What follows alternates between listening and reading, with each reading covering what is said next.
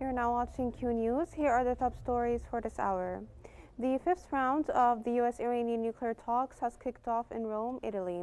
Iranian media reports indicate that while Tehran and Washington are resuming nuclear talks, Iran firmly insists on continuing its uranium enrichment activities.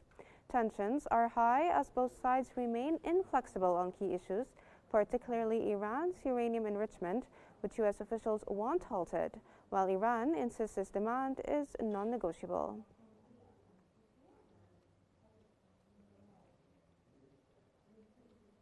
The Iranian Foreign Ministry spokesperson Ismail Baqai has stated that the negotiating team in Rome is dedicating to safeguarding the nation's rights and interests.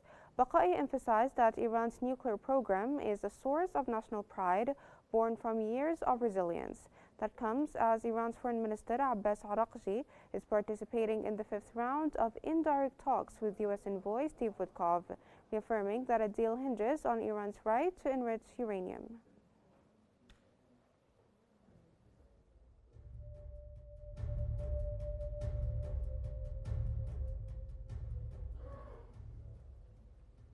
Palestinian President Mahmoud Abbas has voiced strong support for Lebanon's sovereignty and the exclusive right of the Lebanese state to control arms across its territory.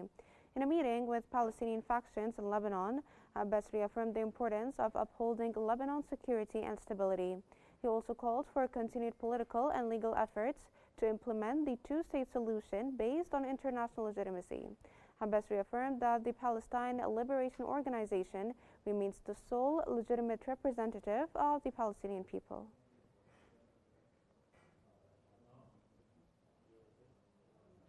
The Gaza Civil Defense has confirmed that more than 50 Palestinians were either killed or remain missing after an Israeli airstrike targeted a residential home in Jabal al-Balad in northern Gaza.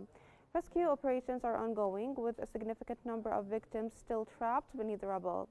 Civil defense teams have so far recovered 14 bodies and several wounded individuals from the debris. The scale of destruction suggests the death toll could rise significantly.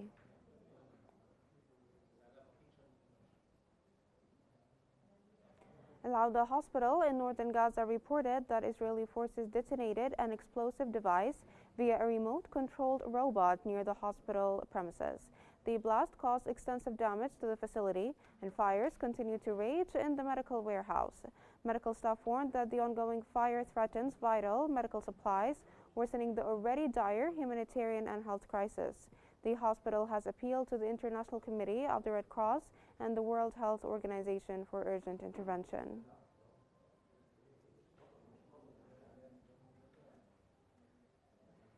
Israeli Prime Minister Benjamin Netanyahu's office has confirmed that he remains fully responsible for national security, particularly in the context of a multi-front war.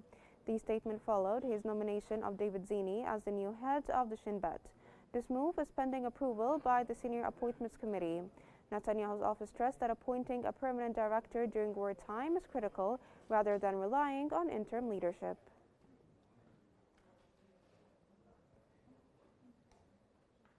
Israeli media reports indicate that Army Chief Herzi Halevi summoned newly appointed Shin Bet head David Zini over unauthorized communications with Prime Minister Netanyahu. The incident has sparked political backlash and opposition protests in Tel Aviv. Critics accuse Netanyahu of bypassing military protocol in Zini's appointment. Opposition leaders say the move undermines institutional integrity amid wartime decision-making.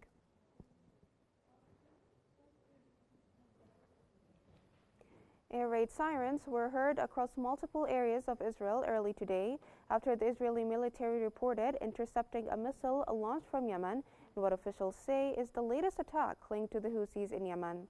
The Israeli Defense Forces confirmed that their air defense systems successfully shot down the incoming projectile before it reached Israeli airspace.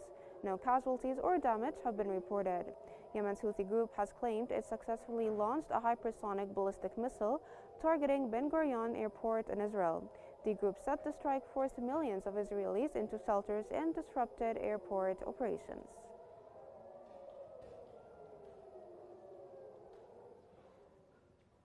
This concludes our top stories for this hour. Thanks for watching and stay tuned for more updates on Q News.